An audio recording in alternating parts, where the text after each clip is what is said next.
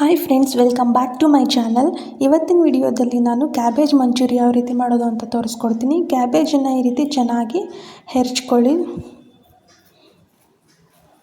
Cut ಮಾಡ್ಕೋಬೋದು, ಆದರೆ ಹೆರ್ಚ್ಕೊಂಡ್ರೆ ತುಂಬ ಚೆನ್ನಾಗಿ ಬರುತ್ತೆ. ಈ ರೀತಿ ಹೆರ್ಚ್ಕೊಂಡ್ಬಿಟ್ಟು ಇದರಲ್ಲಿ ನೀರಿನ ಅಂಶ ಸ್ವಲ್ಪ ಜಾಸ್ತಿ ಇರೋದ್ರಿಂದ ಇದನ್ನು ಚೆನ್ನಾಗಿ ಹಿಂಡಿ ನೀರಿನ ಅಂಶನ ತೆಕ್ಕೊಳ್ಳಿ.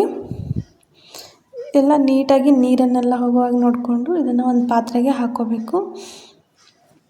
ಈಗ ಈ ರೀತಿ ಡ್ರೈ ಆಗಿರುತ್ತೆ. ಇದಕ್ಕೆ ನಾವೀಗ ಕಾರ್ನ್ಫ್ಲೋರ್ನ ಹಾಕ್ತಾಯಿದ್ದೀನಿ. ಕಾರ್ನ್ಫ್ಲೋರ್ ಮತ್ತು ಅಕ್ಕಿ ಹಿಟ್ಟು ಎರಡನ್ನು ಹಾಕಬೇಕು. ಅಕ್ಕಿ ಹಿಟ್ಟಿಗಿಂತ ಕಾರ್ನ್ಫ್ಲೋರ್ನ ಸ್ವಲ್ಪ ಜಾಸ್ತಿನೇ ಹಾಕಿ, ಅಕ್ಕಿ ಹಿಟ್ಟನ್ನ ಸ್ವಲ್ಪ ಕಮ್ಮಿ ಹಾಕ್ಕೊಳ್ಳಿ.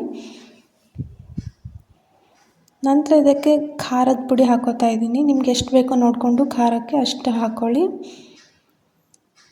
ನಂತರ ಇದಕ್ಕೆ ನಾನು ಉಪ್ಪನ್ನು ಹಾಕ್ತಿದ್ದೀನಿ. ಒಂದು ಸ್ವಲ್ಪ ಉಪ್ಪನ್ನು ಹಾಕಿ ಇದನ್ನು ಮೊದಲು ಡ್ರೈ ಮಿಕ್ಸ್ ಮಾಡ್ಕೊಳ್ಳಿ. ಹಾಗೆ ಏನನ್ನು ನೀರು ಹಾಕಕ್ಕೆ ಹೋಗಬೇಡಿ. ಮೊದಲು ಹಾಗೆ ಒಂದು ಸಲ ಚೆನ್ನಾಗಿ ಇದನ್ನು ಮಿಕ್ಸ್ ಮಾಡ್ಕೊಳ್ಳಿ. ಮಿಕ್ಸ್ ಮಾಡ್ಕೊಂಡ ನಂತರ ಇದಕ್ಕೆ ಸ್ವಲ್ಪನೇ ನೀರು ಹಾಕಿಬಿಟ್ಟು ಚೆನ್ನಾಗಿ ಕಲಿಸ್ಕೊತಾ ಹೋಗಬೇಕು. ನಾನು ಗೋಬಿ ಮಂಚೂರಿ ಯಾವ ರೀತಿ ಮಾಡೋದು ಅಂತ ತೋರಿಸ್ಕೊಟ್ಟಿದ್ದೀನಿ ಆಲ್ರೆಡಿ. ಇದು ಕ್ಯಾಬೇಜಿಂದ ಮಾಡುವಂಥ ಮಂಚೂರಿನ ಇವತ್ತು ತೋರಿಸ್ತಾ ಇದ್ದೀನಿ. ಎರಡೂ ತುಂಬ ಚೆನ್ನಾಗಿ ಬರುತ್ತೆ.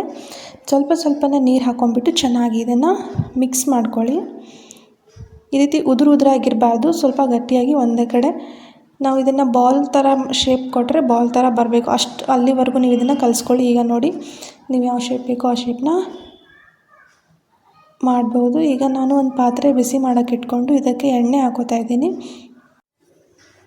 ಎಣ್ಣೆನ ಬಿಸಿ ಮಾಡೋಕ್ಕೆ ಇಟ್ಕೊಂಡು ಚೆನ್ನಾಗಿ ಎಣ್ಣೆ ಪೂರ್ತಿ ಬಿಸಿಯಾದ ನಂತರ ಇದಕ್ಕೆ ನಾವು ಮಾಡಿಟ್ಕೊಂಡಿದ್ವಲ್ಲ ಹಿಟ್ಟನ್ನು, ನೀವು ಇದಕ್ಕೆ ನಿಮಗೆ ರೌಂಡ್ ಶೇಪ್ ಬೇಕು ಅಂದರೆ ರೌಂಡ್ ಶೇಪು ಹಾಕೋಬೋದು.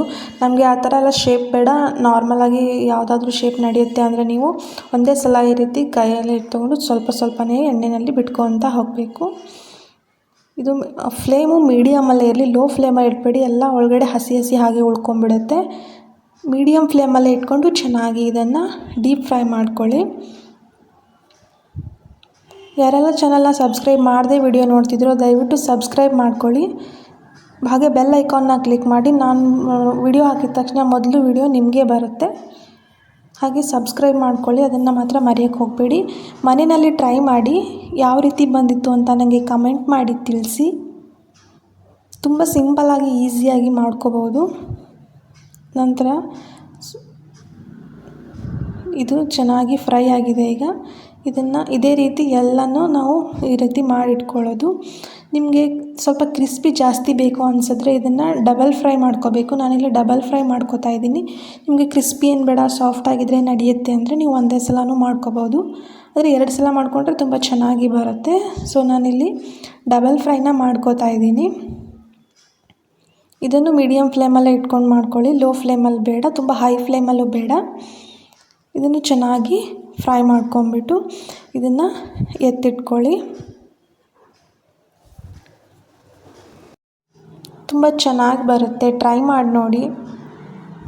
ಮನೆಯಲ್ಲೇ ಮಾಡ್ಕೊಳ್ಳೋದ್ರಿಂದ ತುಂಬ ಹೆಲ್ದಿಯಾಗೂ ಇರುತ್ತೆ ನಿಮಗೆ. ಇದು ಈಗ ಫ್ರೈ ಆಗಿದೆ, ಸ್ವಲ್ಪ ಕ್ರಿಸ್ಪಿ ಥರ ಬಂದಿದೆ ಅನಿಸುತ್ತೆ. ಈಗ ಇದನ್ನು ತೆಗೆದಿಟ್ಕೊಂಬಿಡಿ. ತೆಗೆದು ಇದಕ್ಕೆ ನಾವೀಗ ಒಗ್ಗರಣೆನ ರೆಡಿ ಮಾಡ್ಕೊಳ್ಳೋಣ. ಇದಕ್ಕೆ ನಾನು ಒಂದು ಪಾತ್ರೆ ಇಟ್ಕೊಂಡು ಸ್ವಲ್ಪ ಎಣ್ಣೆನ ಹಾಕ್ಕೊಂಡಿದ್ದೀನಿ. ಎಣ್ಣೆ ಬಿಸಿಯಾದ ನಂತರ ಇದಕ್ಕೆ ನಾವು ಈರುಳ್ಳಿನ ಹಾಕ್ಕೋತಾ ಇದ್ದೀನಿ. ಈರುಳ್ಳಿನ ಸ್ವಲ್ಪ ಉದ್ದುದ್ದಾಗಿ ಕಟ್ ಮಾಡಿ ಇಟ್ಕೊಂಡಿದ್ದೀನಿ. ಬೇಕಾದರೆ ನೀವು ಚಿಕ್ಕದಾಗಿ ಕಟ್ ಮಾಡಿಕೊಂಡು ಹಾಕೋಬಹುದು. ಈರುಳ್ಳಿನ ಹಾಕ್ಕೊಂಬಿಟ್ಟು ಈರುಳ್ಳಿ ಚೆನ್ನಾಗಿ ಫ್ರೈ ಆಗಬೇಕು, ಹಾಗೆ ಹಸಿ ಇರಬಾರ್ದು. ಈರುಳ್ಳಿ ಚೆನ್ನಾಗಿ ಫ್ರೈ ಮಾಡ್ಕೊಳ್ಳಿ. ಸ್ವಲ್ಪ ಇದಕ್ಕೆ ಉಪ್ಪು ಹಾಕೋದ್ರಿಂದ ಈರುಳ್ಳಿ ಬೇಗನೆ ಮೆತ್ತಗಾಗುತ್ತೆ ಅಥವಾ ಬೇಗನೆ ಬೇಯುತ್ತೆ. ಚೆನ್ನಾಗಿ ಇದನ್ನು ಬಾಡಿಸ್ಕೊಳ್ಳಿ. ಈರುಳ್ಳಿ ಬೆಂದ ನಂತರ ಇದಕ್ಕೆ ನಾವೀಗ ಸಾಸನ್ನು ಹಾಕ್ತಾ ಹೋಗೋಣ.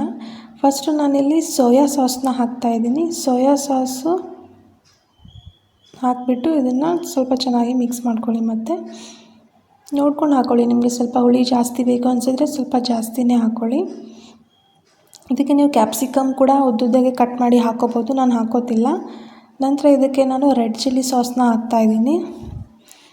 ರೆಡ್ ಚಿಲ್ಲಿ ಸಾಸ್ನ ಹಾಕಿಬಿಟ್ಟು ನೀವು ಬೇಕಾದರೆ ಕೆಚಪ್ಪು ಹಾಕೋಬೋದು. ಹಾಕಿಬಿಟ್ಟು ಚೆನ್ನಾಗಿ ಇದನ್ನು ಮತ್ತೆ ಮಿಕ್ಸ್ ಮಾಡ್ಕೊಳ್ಳಿ. ಸ್ವಲ್ಪ ಈರುಳ್ಳಿ ಬೇಯೋವರೆಗೂ, ಸಾಸ್ ಜೊತೆ ಈರುಳ್ಳಿ ಬೇಯೋವರೆಗೂ ಒಂದು 2-3 ನಿಮಿಷ ಹಾಗೆ ಬೇಯಿಸ್ಕೊಳ್ಳಿ. ನಂತರ ಇದಕ್ಕೆ ಸ್ವಲ್ಪ ನೀರನ್ನು ಹಾಕೋತಾ ಇದ್ದೀನಿ. ನೀರನ್ನು ಹಾಕಿಬಿಟ್ಟು ಮತ್ತೆ ಇದೊಂದು 2-3 ನಿಮಿಷ ಕುದಿಸ್ಕೊಳ್ಳಿ. ಇದೇ ರೀತಿ ನೋಡ್ಕೊಂಡು ಹಾಕ್ಕೊಳ್ಳಿ ನೀರನ್ನು. ನೀವು ನೀರು ಹಾಕದೇ ಇದ್ದರೆ ಹಾಗೆ ಸ್ವಲ್ಪ ಡ್ರೈ ಅನಿಸುತ್ತೆ ಕ್ಯಾಬೇಜ್ ಮಂಚೂರಿ. ಸೊ ಅದಕ್ಕೆ ಸ್ವಲ್ಪ ನೀರು ಹಾಕ್ಕೊಂಬಿಟ್ಟು ಚೆನ್ನಾಗಿ ಇದನ್ನು 2-3 ನಿಮಿಷ ಕುದಿಸ್ಕೊಳ್ಳಿ. ಕುದಿಸ್ಕೊಂಡ ನಂತರ ಇದು ಗ್ರೇವಿ ತುಂಬ ತೆಳ್ಳಗಾಗುತ್ತಲ್ಲ, ಅದಕ್ಕೆ ಗ್ರೇವಿನ ಸ್ವಲ್ಪ ಗಟ್ಟಿ ಮಾಡೋಕ್ಕೆ ನಾನಿಲ್ಲಿ ಕಾರ್ನ್ ಫ್ಲೋರ್ಗೆ ವಾಟರ್ ಮಿಕ್ಸ್ ಮಾಡಿ ಹಾಕೋತೀನಿ. ಈ ರೀತಿ ಸ್ವಲ್ಪ ಕಾರ್ನ್ ಫ್ಲೋರ್ನ ತೊಗೊಳ್ಳಿ. ಕಾರ್ನ್ ಫ್ಲೋರ್ನ ತೊಗೊಂಡು ಅದಕ್ಕೆ ಸ್ವಲ್ಪ ವಾಟರ್ನ ಮಿಕ್ಸ್ ಮಾಡಿ. ವಾಟರ್ನ ಮಿಕ್ಸ್ ಮಾಡಿಬಿಟ್ಟು ಅದನ್ನು ಚೆನ್ನಾಗಿ ಯಾವುದೇ ರೀತಿ ಗಂಟು ಇಲ್ಲದೋ ರೀತಿ ಚೆನ್ನಾಗಿ ಅದನ್ನು ಕಲಿಸ್ಕೊಳ್ಳಿ. ಚೆನ್ನಾಗಿ ಕಲಿಸ್ಕೊಂಡ ನಂತರ ಈಗ ಅದನ್ನು ಕುದೀತಾ ಇದೆಯಲ್ಲ ಒಗ್ಗರಣೆ, ಅದಕ್ಕೆ ಹಾಕಿದ ತಕ್ಷಣ ಗ್ರೇವಿ ಗಟ್ಟಿಯಾಗಕ್ಕೆ ಸ್ಟಾರ್ಟ್ ಆಗುತ್ತೆ. ಚೆನ್ನಾಗಿ ಮಿಕ್ಸ್ ಮಾಡ್ಕೊಳ್ಳಿ. ನೋಡಿ, ಗ್ರೇವಿ ಗಟ್ಟಿ ಆಗ್ತಾ ಹೋಗ್ತಾ ಇದೆ.